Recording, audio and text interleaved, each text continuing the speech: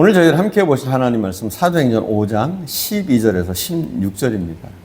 사도들의 손을 통하여 민간의 표적과 기사가 많이 일어나매 믿는 사람이 다 마음을 같이하여 솔로몬 행각에 모이고 그 나머지는 감히 그들과 상종하는 사람이 없으나 백성이 칭송하더라.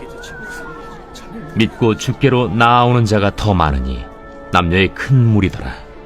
심지어 병든 사람을 메고 거리에 나가 침대와 요유에 누이고 베드로가 지날 때에 혹 그의 그림자라도 누구에게 덮일까 바라고 예루살렘 부근에 수많은 사람들도 모여 병든 사람과 더러운 귀신에게 괴로움 받는 사람을 데리고 와서 다 나음을 얻으니라. 한 젊은 여성이 교회에 등록을 했습니다. 그 세신자는 몇 개월 동안 교회 출석을 아주 잘했습니다. 그런데 그 후에 갑자기 교회 출석이 뜸해졌습니다.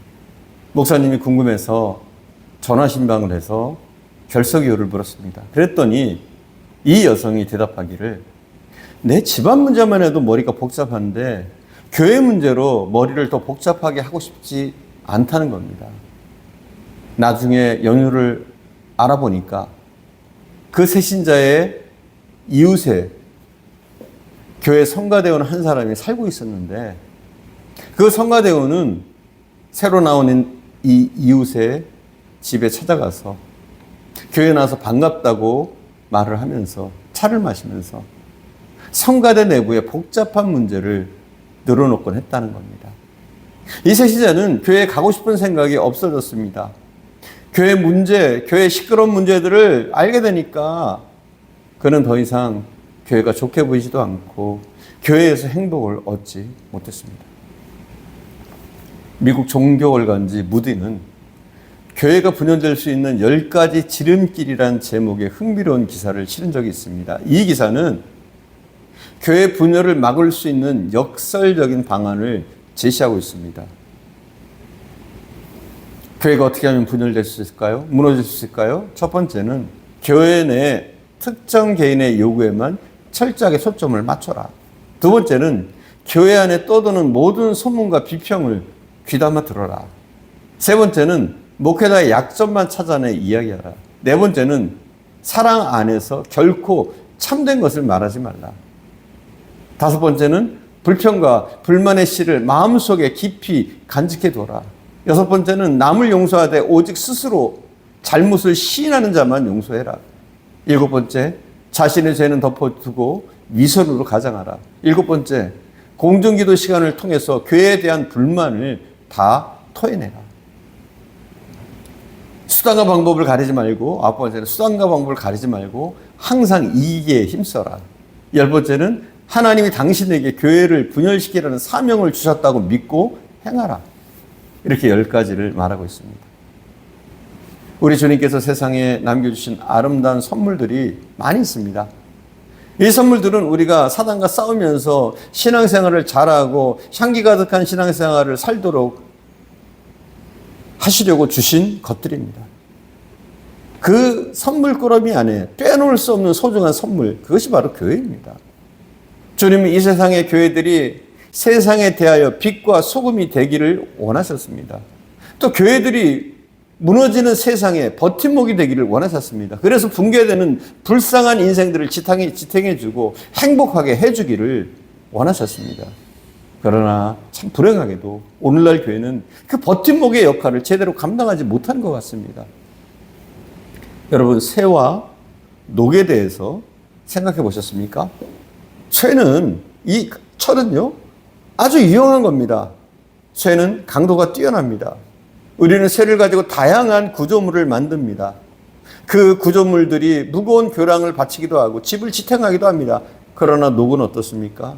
녹은 분명히 쇠에서부터 떨어져 나갑니다.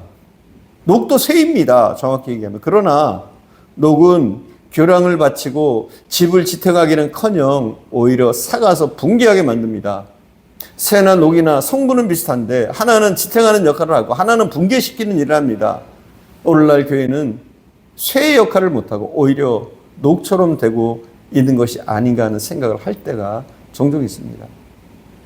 곳곳에서, 아주 곳곳에서 교회들이 무너지는 소리들이 들리고 있습니다. 이런 의미에서 우리는 예루살렘 교회를 통해서 배워야 합니다.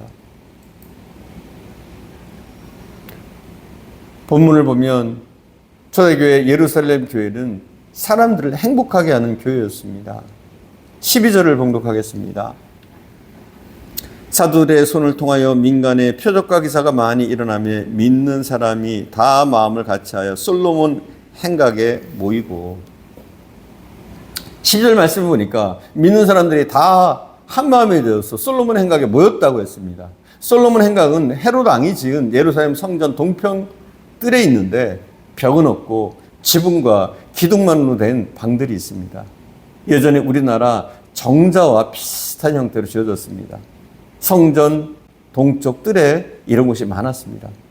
그곳에는 유대인들뿐만 아니라 이방인들도 들어갈 수 있었기 때문에 다양한 모임이 그곳에서 많이 이루어졌습니다.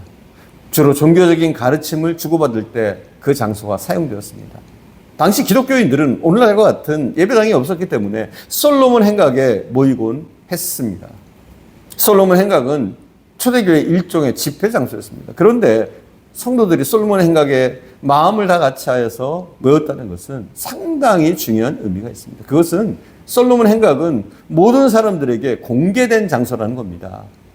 여러 나라의 순례자들이 모이는 곳, 많은 사람들이 북적대는 곳입니다. 그 행각 쪽에서 주님의 사도들과 성도들이 모여서 집회를 가지는 모습을 한번 상상해 보십시오. 이건 보통 일이 아닙니다. 당시에 주님의 복음을 믿는 것은 정말 어려운 일이었습니다. 대제사장들과 바리새인들, 사두개인들은 예수님을 죽인 원수들입니다. 그들이 아직도 살기가 등등해서 예수 믿는 사람들을 죽일 궁리를 하고 있는 때였습니다. 이미 베드로와 요한은 산헤드린 공에 끌려와서 위협과 고통을 받은 바가 있습니다. 만약 우리라면 공개 장소에서 집회를 열 수 있을까요?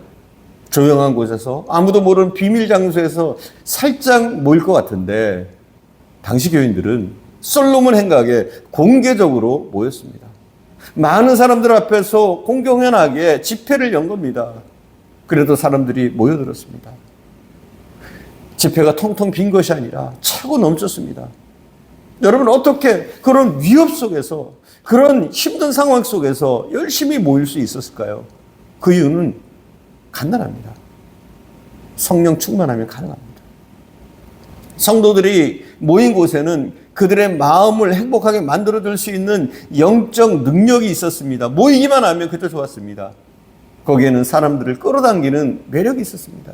다른 데서는 얻을 수 없는 행복이 바로 그곳에 있었습니다. 그곳에 은혜가 있었습니다. 그래서 그들은 모이고 싶었습니다. 가서 성도들을 만나고 싶었고, 함께 예비하고 싶었고, 핍박과 멸시에도 두려워하지 않을 만큼 그것을 훨씬 초월하는 행복이 있었기 때문에 당시의 성도들은 그 핍박을 무릅쓰고 솔로몬 행각에 모인 겁니다. 예루살렘 교회는 사람들을 끌어당기는 힘, 행복하게 만드는 힘이 있는 교회였습니다. 우리 헤아림 교회도 이렇게 성령으로 충만해져서 더욱더 최선의 예배, 은혜의 예배, 성령으로 충만한 예배를 드리고 사람들을 끌어당길 수 있는 능력이 우리 교회에 나타나기를 간절히 축원드립니다. 기도하겠습니다. 사랑하는 주님, 우리의 삶이 쇠처럼 되어서 교회를 떠받들게 하시고 하나님의 나라를 떠받드는 자들이 되어줄 수 있도록 인도하옵소서. 혹시라도 우리에게 녹의 모습이 있었다면 제거해 주시고 정결하게 해주시고 온전히 쇠 같은 자로 교회를 떠받들 수 있도록 인도해 주시기를 원합니다.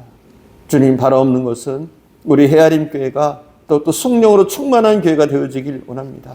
그 어떤 불편한 환경과 핍박 가운데서도 오직 주의 영광을 위해서 달려나가는 그런 헤아림 교회가 되어줄 수 있도록 하나님 지켜주시길 원합니다. 성도 한 사람 한 사람 더욱더 성령으로 충만하게 하시고 매일 기도하며 주님의 뜻을 분별하며 믿음의 길을 걸을 수 있도록 하나님 지키시고 도와주시옵소서.